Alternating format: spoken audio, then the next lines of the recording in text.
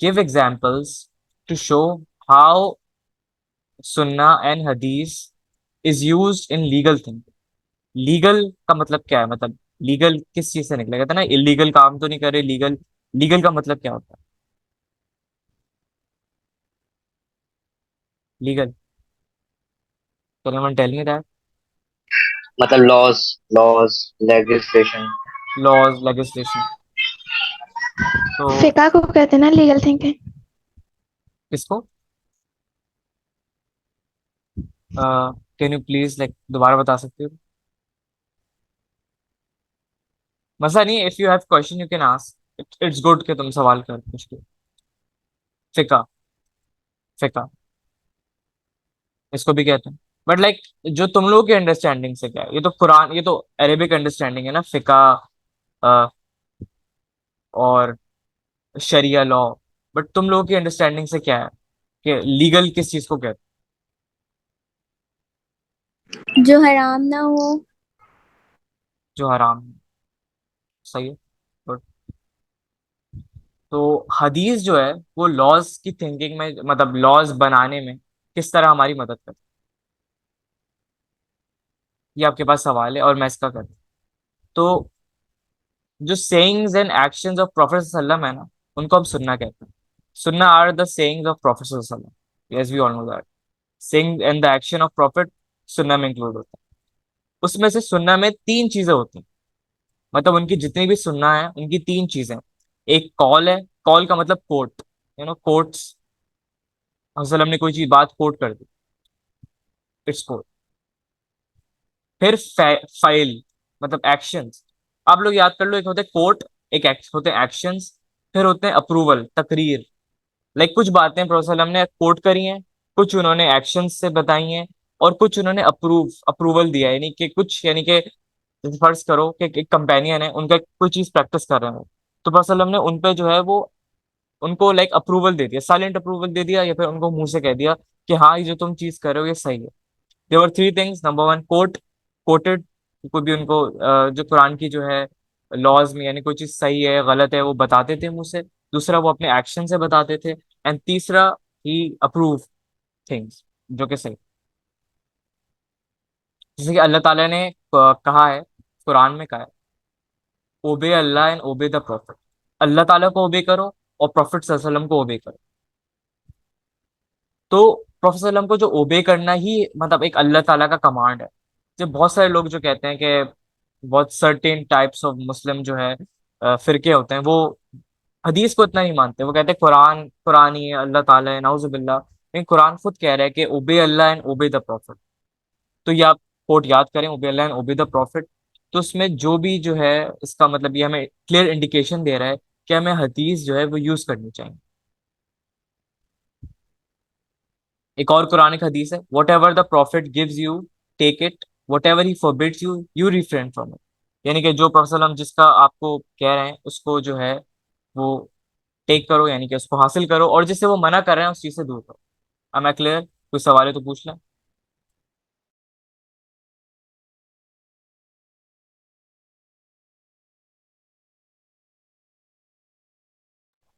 सवाल है आपके कोई?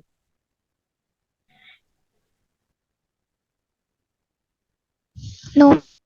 अच्छा, ये सवाल जो है ना आपका, इसमें आपको बहुत सारी वर्सेस लिखनी पड़ेंगी, बिकॉज इट्स इंपॉर्टेंट। मैं आपको एक अभी की भेज देता हूँ, उसमें सारी वर्सेस हैं। वो क्यों? इसलिए कि आपको इस सवाल को सपोर्ट करने के लिए चाहिए से सवाल पूछा था ना तुम लोगों ने मुझसे कि कितनी जो है आपको हदीस लिखनी पड़ती है ज्यादा। इस सवाल के हिसाब से आपको बहुत ज्यादा लिखनी पड़ती। तो एक पैराग्राफ में ना, फर्स्ट पैराग्राफ में हमने इंपॉर्टेंस बताई, हदीस की इंपॉर्टेंस बताई है। एंड सेकंड पैराग्राफ में हम बताएंगे कि हदीस किस तरह जो है वो यूज हो। तो होली प्रॉफेट सल्लल्लाहु अलैहि वसल्लम ने कहा, हदीस है, behold I have been given the book and a similar thing sunnah along with that. Prophet सल्लल्लाहु अलैहि वसल्लम ने कहा कि मैं, मुझे एक किताब मिली है जो बुक है, और उसके बाद मुझे सेम थिंग मिली, यानी कि सिमिलर थिंग है वो सुनना है उसके साथ मिली। यानी कि कुरान है और क्लियर इंडिकेशन है कि सुनना है। यानी कि बहुत सारी चीज जो कुरान में नहीं है, यानी कुरान में है बट साइलेंट है कुरान इन चीजों के बारे में, वो चीजें जो है वो सुनना में है। तो ये इंपॉर्टेंस बता रहे हैं हमें, तो आपको जो है इसमें गिव एग्जांपल्स, एग्जांपल्स लिखनी है और पहले में इंपॉर्टेंस लिखनी है। इसी पूरा क्वेश्चन है, इसमें जो है सुन्ना और हदीस की जो है इंपॉर्टेंस लिखनी है हमें, और फिर उनको देखना है वो किस तरह लीगल थिंकिंग में यूज हो। अब हमारा शुरू हो गया, ये इंपॉर्टेंस वाला पैराग्राफ था पूरा। अब शुरू हो गया हमारा कि किस तरह यूज होता है, वाई के जो है यूज कैसे होता है। तो this is the whole question, you know, I know बहुत सा बड़ा क्वेश्चन है, but you guys have to practice. ज़कात ना, ज़कात, तो कुरान में लिखा हुआ है, and be steadfast in prayer, give charity, tax and bow down your heads with those who bow down. जैसे मैंने बताया, मैंने आपको ये रिकॉल कर रहा हूँ कि प्रेयर में दूरी नहीं करो, लाइक सॉरी, प्रेयर में सुस्ती नहीं करो, चैरिटी ज़कात दो, और उनके साथ सर झुकाओ, जो मतलब सर झुकाओ जो उन लोगों के साथ जो अपना सर झुकाओ, यानी कि बेसिकली कॉन्ग्रीगेशन प्रेयर्स में, यानी कि जो लोग सर झुका रहे हैं, तो इबादत जो है वो उसमें करो, यानी कि लोगों में, मतलब जमात में करो। या फिर इन द सेंस ये भी बन रहा है कि जो अच्छे बंदे हैं, यानी कि जो सब अपना सजदे करते हैं, यानी कि जो नेक बंदे हैं, उनके साथ अपनी कंपनी बनाओ। यू कैन सी, देखो बहुत सारी इंटरप्रिटेशन निकल रही है इससे। तो अल्लाह ताला ने तो बस ये जक़ात का बोला है ना कि जक़ात प्रैक्टिस करो, जक़ात दो। लेकिन हदीस, मैं आपका ये ब्लू से हाईलाइट कर रहा हूँ, हदीस क्या कहती है। अब प्रोफेसर सल्लम ने इसको इस तरह इंटरप्रेट किया है, जैसे no charity tax is due on property mounting to less than 5 ukiya, and no charity tax is due on fewer than 5 camels, and there is no charity tax on fewer than 5 वस्क।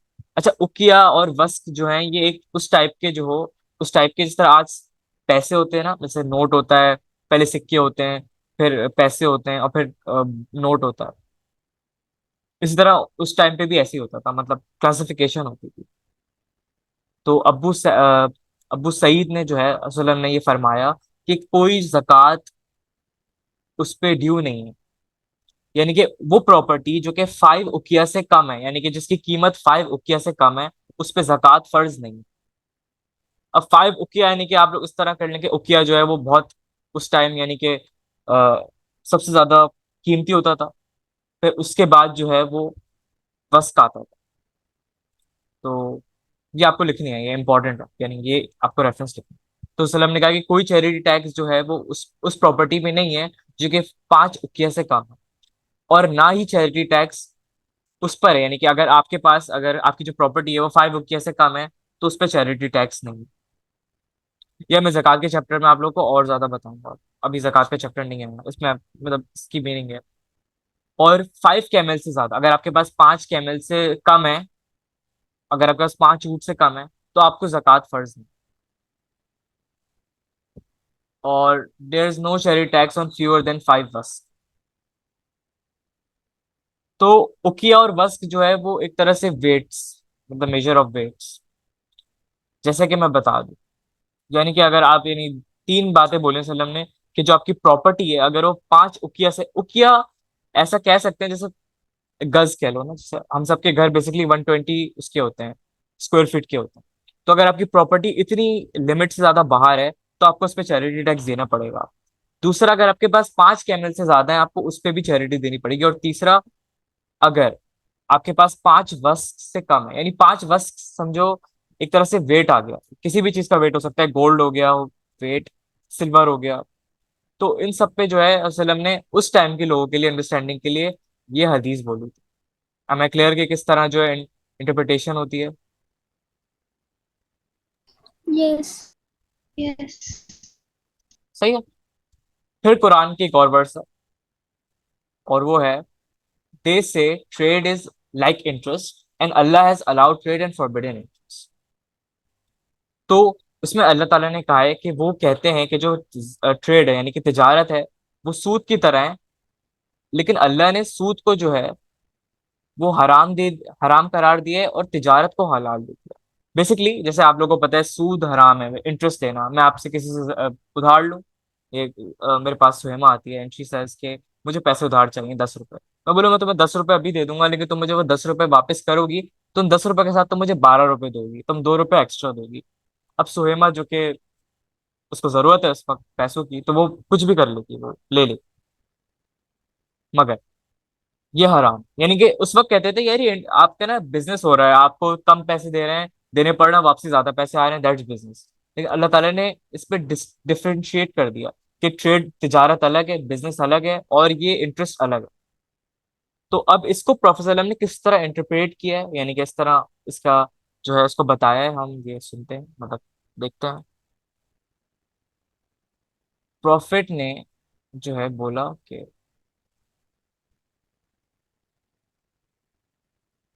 the prophet may curse the receiver and the prayer of interest. The one who records it and the two witness to the transaction. He said they are all alike in guilt.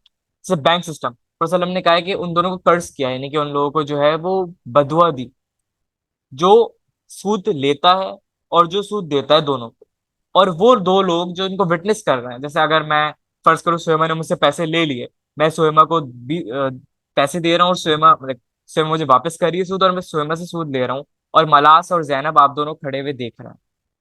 तो हम चारों जो है, हम चारों गुनहगार हैं, हम चारों ने एक ही गुनाह किया है। तो ये एक तरह से इसकी पनिशमेंट, यानी मतलब एक तरह से इनको बता दिया वसल्लम ने कि जो सूद लेता है, देता है, और जो दो लोग, यानी कि जितने भी लोग उसको विटनेस करें, जितने भी लोग कर रहे हैं, वो सब जो है वो एक ही काम कर रहे हैं, सेम काम कर रहे हैं। अब एक और एग्जांपल है, चोरी की एग्जांपल। तो फर्दर एग्जांपल जो चोरी की है, कि थीफ जो है वो सीरियस क्राइम है ना। अल्लाह ताला ने इसको बोला है कि जो अगर मेल या फीमेल जो भी चोरी करता हुआ पकड़ा जाए, उसके हाथ काट दिए जाने चाहिए। सही है। मगर इसमें रसूल सल्लल्लाहु अलैहि वसल्लम ने कहा है the hand should be cut off the thief of a quarter of दिनार और मोर। सही है। यानी कि जो हाथ काटा गया है, अगर कोई, यानी क्वार्टर ऑफ दिनार, यानी कि कोई आधा, आधे से भी कम दिनार होता है, वो चुराए या उससे ज्यादा चुराए। अब जैसे थोड़ी बड़ी, इसमें उसने इंडिकेशन दी है कि अगर थोड़ी बड़ी बड़ी चोरी करे, यानी कि आधे आधे क्वार्टर दिनार से ज्यादा चुराए या उससे ज्यादा।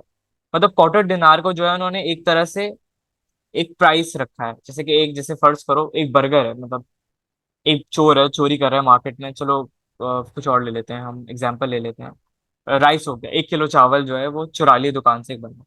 अब 1 किलो चावल की जो है वो 50 रुपए का रेट है, 50 रेट है, वो एक स्टैंडर्ड रेट है।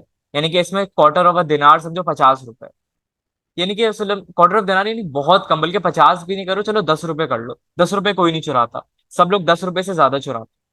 तो ये हदीस इंडिकेट करी कि अगर क्वार्टर ऑफ दिनार से ज्यादा की चोरी की गई हो, तो फिर उसके हाथ काट दो। इसमें अल्लाह ताला ने बस ये बोले कि चोरी में जो पकड़ा जाए उसके हाथ काट दो, और प्रोफेसर सल्लम ने इसमें स्पेसिफाई किया है कि यार किस चीज की चोरी है, उसके हाथ काट दो। Am I clear here? सही है। yes, और इसमें कुरान कहता है कि ये जो है बिलीवर की ड्यूटी है, यानी कि it's the duty of a believer who owns a property to make a will is when he और she is near death, and should bequeath fairly to his parents and next of kin. This is binding upon everyone who is mindful। ये मैं पुष्पिन कर रहा हूँ कि जो है कुरान ने ये कहा है कि ये ड्यूटी है, यानी कि ये उसका फर्ज है, एक बिलीवर यानी मुसलमान का ये एक फर्ज है। जो कोई प्रॉपर्टी ओन करता है, अगर उसके मौत का वक्त करीब है, तो उसको उस प्रॉपर्टी में से कुछ हिस्सा अपने फैम मतलब अगर उसके माँ बाप जिंदा है, उसके माँ बाप को देना चाहिए, और उसके माँ बाप के आगे, मतलब लाइक उसके जो बच्चे हैं और उनके ग्रैंड पेरेंट, मतलब बच्चे और पोते, उनके लिए रखना चाहिए।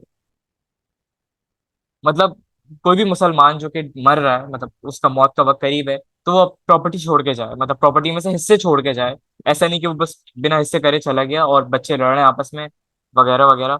तो वो जो है वो फेयरली जो है वो हिस्से करे। तो ये इसमें अल्लाह ताला ने है कि उसके पेरेंट्स का एक अलग हिस्सा और उसके आने वाली जनरेशन का एक अलग हिस्सा हो। पर हदीस में वसल्लम ये कहते हैं a Muslim may not inherit from a non Muslim, और a non Muslim inherit from a Muslim. समझ में आ गया? अल्लाह ताला ने पूरी इंस्ट्रक्शन दे दी है कि आपको क्या करना है, प्रॉपर्टी से क्या करना है। नबी वसल्लम ने एक और बात ऐड कर दी कि बहुत सारे लोग जो हैं वो, क्योंकि उस टाइम पे आधे लोग मुसलमान थे, आधे लोग मुसलमान नहीं थे। तो फर्ज करो कि कुछ पहले जैसे हस्बैंड और वाइफ होता था, कि अगर आपका हस्बैंड मुसलमान है तो वाइफ आपकी नॉन मुस्लिम है, आपकी अगर अम्मा मुसलमान है तो अब्बा मुसलमान नहीं है। Exactly that was the time there. तो इस तरह से वसल्लम ने कहा कि कोई भी मुस्लिम जो है वो नॉन मुस्लिम से इनहेरिट ना करे, यानी कि नॉन मुस्लिम से जो है वो उसको जायदाद में कोई हिस्सा नहीं मिलना चाहिए, और ना नॉन मुस्लिम को किसी मुस्लिम की जायदाद में से मिलना चाहिए। तो यहाँ पे आपको समझ आ गया। मैं बेसिकली लॉज ही पढ़ा रहा हूँ आपको कि किस तरह जो है कुरान में लॉज बना बताए गए हैं और हदीस उसको किस तरह डिफाइन करी है। तो एम आई क्लियर हियर? समझ आ रहा है ना तुम लोगों को? बता दो मुझे। Yes. yes, अच्छा, एक और जैसे कि एक इम्पोर्टेंट है। अच्छा, नमाज भी लॉज में ही आती है, पर नमाज पढ़ना भी लॉज में ही आता है। You should know about that. Allah ताला कहता है, verily I am Allah, there is no God but I, so thou serve me and establish regular prayer for celebrating my praise। अल्लाह ताला कहते हैं कि मैं ही अल्लाह हूँ और मैं ही खुदा हूँ, यानी कि मेरे अलावा और कोई नहीं है, इसलिए मुझे सर्व करो, यानी कि मेरा कहना मानो, और रेगुलर प्रेयर स्टैब्लिश करो, यानी कि मेरे प्रेयर्स के लिए, यानी कि मेरी मुझे खुश करने के लिए तुम लोग रेगुलर प्रेयर स्टैब्लिश करो। सूरह ताहा में ये इनकी आयत है। अब उस वक्त जो है वो लोग आ गए, देयर वर सम ऑब्लिगेशंस। अल्लाह ताला ने कहा कि मुझे मुझे प्रे करो, प्रे फॉर मी, लेकिन हमें पता है कि जो लोग सिक होते हैं, बीमार होते हैं, जो ट्रैवल कर रहे होते हैं, और जो जो मेंटली इंसेन होते हैं, जिनको दिमाग काम नहीं करता, इनको पता नहीं होता उनके एक्शंस क्या कर रहे हैं, उन पे जो है वो हमने थोड़ा सा स्पेशल उनके लिए लॉज बनाए हुए हैं पूरा। आप अगर ट्रैवलिंग कर रहे हो तो आपको जरूरी नहीं आप पूरे पूरे सजदे करो, आप छोटी नमाज पढ़ सकते हो बैठ के। जो मेंटली इंसेन है उस पे जाहिर सी बात है नमाज फर्ज नहीं है, और जो बीमार है वो बाद में अपनी कजा अदा कर सकता है। लेकिन उसके अलावा सहाबी प्रोफेसर उनके पास गए और उन्होंने बोला कि हमें तो पता ही नहीं है नमाज कैसे पढ़ते हैं। तो वसल्लम ने उनको दो हदीसें बताई जो नमाज से रिलेटेड।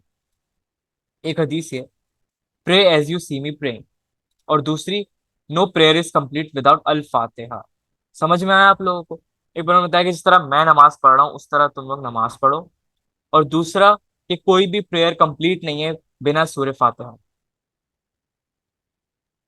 अच्छा, अब ये तो हम हमारे पास ना ये पूरा क्वेश्चन है। अब इसके आंसर में जो जिसने भी मार्किंग स्कीम है उन्होंने ये बड़ी अच्छी क्लोजिंग पैरा लिखा हुआ है कि प्रोफेसर सल्लम ने कहा है कि मेरी उम्मा कभी भी, यानी कि अभी तो हम लोग को पता है जैसे यार हम लोग सब फिरके अलग अलग हुए हुए हैं, और लोग जो हैं अलग अलग फिरके बने हुए हैं, उनके अलग अलग अपने कस्टम्स और ट्रेडिशंस बने हुए हैं।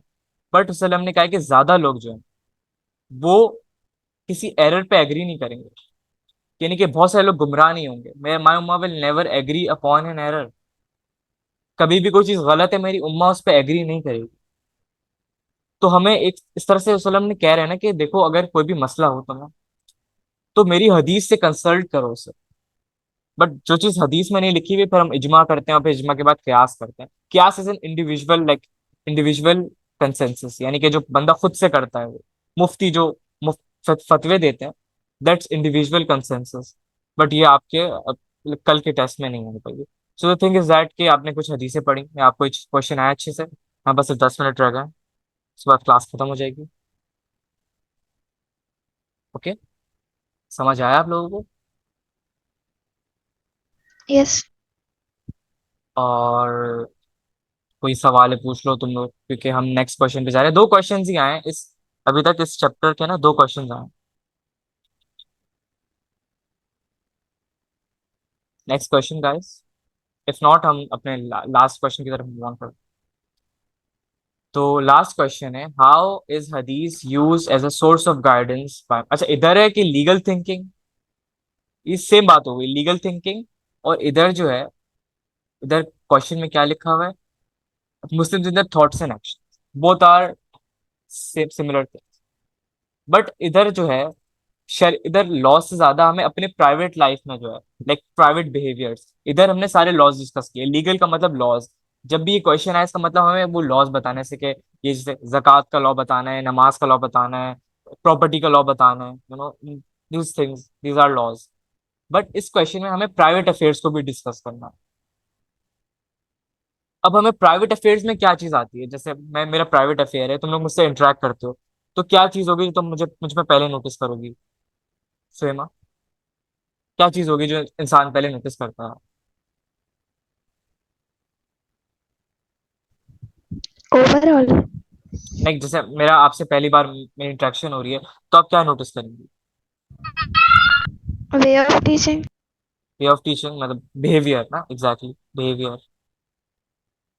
तो बेसिकली बिहेवियर, जैसे इधर जैसे हदीस आ जाती है, कुरान आता है, कुरान कहता है for you the life of profit has got model of behaviour. यानी कि तुम्हारे लिए वसल्लम की जिंदगी को एक मॉडल बना के भेजा गया है। यानी उनका बिहेवियर जो है वो एक मॉडल की तरह, यानी हमें उनके बिहेवियर पे एक्ट करनी है। और प्रोफेसर वसल्लम ने इसको कंफर्म करते हुए ये हदीस बोली है, my words are not contrary to the words of God but the words of God can contradict my. This is the बहुत ही गहरी बात कही है मतलब, कि मेरे अल्फाज जो हैं वो कभी अल्लाह ताला की बात के खिलाफ नहीं जा सकते। मैं कभी कोई ऐसी बात नहीं कर सकता जो अल्लाह ताला की बात के खिलाफ जाए। हल भले अल्लाह ताला मतलब, वैसे इन्होंने एक वर्ड में लाइक, उन्होंने एक सेंस में कहा है कि क्या हो सकता है कि कुरान के कुछ ऐसे वर्ड्स जो मेरी हदीस से मैच नहीं करते, मतलब जो कुरान के कुछ वर्ड्स हैं जो मेरी हदीस से खिलाफ जा सकते हो, लेकिन मैं कभी हदीस, मेरे अल्फाज कभी हदीस के खिलाफ नहीं जाएंगे। विच मीन्स दैट मैं आई विल ऑलवेज फॉलो, मतलब मैं हदीस को हमेशा फॉलो करूंगा। मगर ऐसा हो सकता है कि कभी कभी जो है कुरान हदीस को फॉलो ना करे। तो ऐसे अल्लाह ताला ने कहा है कि ओबे Allah and obey the profit. तो अल्लाह ताला ने कहा कि अल्लाह को, मतलब अल्लाह को ओबे करो और प्रोफेट सल्लम को ओबे करो। सही है। तो he who obeys the prophet obeys Allah. ये पहले अल्लाह ताला ने कुरान में कहा कि अल्लाह को ओबे करो, प्रॉफिट को ओबे करो, और फिर दूसरा कि वो जो प्रॉफिट को ओबे करता है वो अल्लाह को ओबे करता है। मलास आप क्लास में है? Yes, sir. जो प्रॉफिट को ओबे करता है वो अल्लाह को ओबे करता है। तो ये जो है दो कुरानिक वर्स है। अब जो तीसरी है जो कि इस हदीस में वसल्लम ने कही है, अच्छा जब आपको कोई भी इस बात बता रहे हो ना, तो आपको पहले उसकी कुरानिक वर्स लिखनी है और दूसरा उसकी हदीस लिखनी है जिसको सपोर्ट करे। तो ये वसल्लम ने कहा है कि ये हदीस कुदसी है, हदीस कुदसी है ये। आई गेस हदीस कुदसी है या फिर कुरानिक हदीस है, I don't know guys for sure, but this I guess हदीस कुदसी है। whatever the prophet gives you take it, whatever he forbids you refrain from। जो प्रोफेसर हम तुम्हें दें, बल्कि कुरान, हाँ सॉरी कुरान में ही है कि प्रोफेसर हम जो भी तुम्हें दें उसे रख लो, और जो उससे तुम्हें मना करें उससे दूर रहो। यानी कि जो तुम्हें बताएं उसको अमल करो, और जो जिससे बोले दूर रहो उससे दूर रहो। तो ये प्रोफेसर ने आगे कहा है कि even though Quran is outline a pathway, यानी कुरान ने सब कुछ, कुरान ने पूरा बताया हुआ है कि मुसलमान को किस तरह पाथवे फॉलो करना चाहिए और क्या क्या कमांडमेंट्स है। बट फिर भी प्रोफेसर ने कहा है कि बी होल्ड, जैसे आपने पिछले लास्ट क्वेश्चन और इसमें कुछ कुछ सिमिलर है, यानी कि इनमें जो कुछ कुछ वर्सेस हैं वो सिमिलर हैं, क्योंकि आप लोगों को ज्यादा वर्सेस याद करने की जरूरत नहीं है। इंपॉर्टेंट इंपॉर्टेंट वर्सेस हैं वही याद कर लें। जैसे एक है कि मुझे एक बुक मिली है, I been given the book and a similar thing sunnah, यानी कि मुझे किताब मिली है जो कुरान है उसके साथ सुनना मिली है। और फिर आखिरी, like in his last sermon he said, सल्लम ने कहा, I leave you two things, मैं तुम्हें तुम्हारे लिए दो चीजें छोड़कर जा रहा हूँ। एक आ, यानी कि मैं तुम्हारी दो चीज छोड़ के जा रहा हूँ, अगर तुम उन दोनों को पकड़े रहोगे तो तुम कभी भी मिसगाइड नहीं होगे, क्योंकि तुम कभी गलत रास्ते पे नहीं जाओगे। एक अल्लाह ताला की किताब और दूसरी मेरी सुन्ना। तो आप लोगों को समझ आ रहा है the relation between the Quran and हदीस, इंपॉर्टेंस ऑफ हदीस। Yes. सही है। और यही कुरान ने बोला है, and establish prayer that the same, वही सेम सवाल जो कि उसमें भी है, उसमें भी है जो मैंने लास्ट क्वेश्चन में था, ये कि वर्शिप करो, जो है वो जक़ात दो और उनके साथ सर झुकाओ जो सर झुकाते हैं। तो उस पे जो है वसल्लम ने कहा है pray as you see me praying, यानी उस तरह नमाज पढ़ो जिस तरह तुम मुझे नमाज पढ़ते हुए देखते हो। तो यानी कि दिस, यही एग्जांपल जो बार बार आ रही है, आपको हर बार नई एग्जांपल्स याद करने की जरूरत नहीं है guys, I will just send you this question and do remember to like to read it. Okay, हम लाइक आगे जा रहे हैं। जैसे वही no charity taxes due on property mounting less than 5 of silver. अच्छा इसमें जो है, अब मैं आपको ये थोड़ा एक्सप्लेन कर रहा हूँ, ये हदीस जो है उसमें बस वाइंड अप हो रहा है, सिर्फ 2 मिनट रह गए। कोई चैरिटी टैक्स नहीं है प्रॉपर्टी पे जो कि 5 ऑफ सिल्वर, यानी कि एक तरह से वेट है, जैसे फर्स्ट करो कुछ किलो टाइप होता है ना उस तरह अगर 5 उकिया ऑफ सिल्वर से अगर सस्ती प्रॉपर्टी है, इतनी सस्ती प्रॉपर्टी है, यानी कि जैसे मैं टैक्सेस जमा करने आया हूँ और मेरा घर जो है वो झोपड़ी, मतलब झोपड़ी तो नहीं कह सकते मेरा घर फ्लैट बहुत छोटा है, मेरा है 120 गज का फ्लैट जिसकी वैल्यू, मार्केट वैल्यू 50 लाख रुपए, और मैं बहुत गरीब हूँ, मेरी सैलरी भी बहुत कम है। उल्टा जैनब का जो घर है, जैनब माशाल्लाह से बहुत लेविश जिंदगी गुजारी है, जैनब 2 करोड़ के घर पे रहती है, तो गवर्नमेंट जैनब को पकड़ेगी कि भाई जैनब तुम टैक्स दो अपना। यहाँ पे वैसे उल्टा होता है, बट दुनिया यही करती है, तो गवर्नमेंट अमीर लोगों को ज्यादा पकड़ती है। तो इसी तरह हदीस भी है, जो जिसके पास, जिसकी घर की प्रॉपर्टी की वैल्यू कम है, वो जो है ज्यादा उकिया, मतलब उस पे 5 उकिया से कम है तो वो प्रॉपर्टी देगा। अगर 5 कैमल से कम है तो उस पे भी चैरिटी टैक्स है। और अगर 5 वस्क ऑफ ग्रेन, यानी ग्रेन कैसे, जैसे जब पुदीना लेने जाते हैं हम लोग, पुदीना, अम्मी पुदीनी गड्डी मंगवाती है ना सबसे, कि एक पुदीनी गड्डी ले आना, 2 ले आना, उस तरह वीट को भी बंडल बना के रखा जाता है। अगर इतना आपके जो वीट का बंडल है वो इससे भारी है तो उस पर आपको जो है जक़ात देनी पड़ेगी। एम आई क्लियर है? और Yes. अब यही भाई उसकी भी कंडीशंस आ गई हैं, चोरी की कंडीशंस। जो मेंटली सिक है या फिर चाइल्ड है उसके हाथ नहीं काटे जाएंगे अगर वो चोरी कर ले। मेंटली सिक इसलिए कि उसको पता नहीं होता वो क्या कर रहा है, और एक बच्चा जो है, बच्चे मासूम होते हैं। अब आजकल के बच्चे नहीं होते, आजकल के बच्चे जो होते हैं, मेरे हिसाब से 10-11 साल के बच्चे अब बड़े हो जाते हैं, उनको सब पता होता है एवरीथिंग, तो वो उनको मासूम नहीं कहेंगे आप। यही वो वाली बात आ गई, वो वाली बात आ गई उसमें, कि कोई भी जो मुस्लिम है, वो नॉन मुस्लिम के लिए प्रॉपर्टी नहीं छोड़ सकता, और नॉन मुस्लिम मुस्लिम के लिए भी प्रॉपर्टी नहीं छोड़ सकता। अब जो है this is same question, but इसमें लॉस की जगह पर्सनल मैटर्स को थोड़ा ज्यादा डिस्कस किया गया। ओके, अब इसमें अल्लाह ताला कहते हैं, ओ you who believe obey Allah and obey the messenger, जो तुम में से ईमान लाए हो, अल्लाह को ओबे करो, सल्लम को ओबे करो, और उनको ओबे करो जिनमें से तुम्हें अथॉरिटी दी गई है। This is the best way and most suitable for the final. अगर हम वसल्लम को ओबे करेंगे, अल्लाह को ओबे करेंगे, और जो हमारे मौलवी साहब हो गए और जो मुफ्ती लोग हो गए उनको जो सही है उनको ओबे करेंगे, तो हमें जन्नत मिलेगी। हमें ये समझ में आ गया आप लोगों को? मैं आपको ये सवाल भेज दूंगा। ओके, आपको समझ आ गया?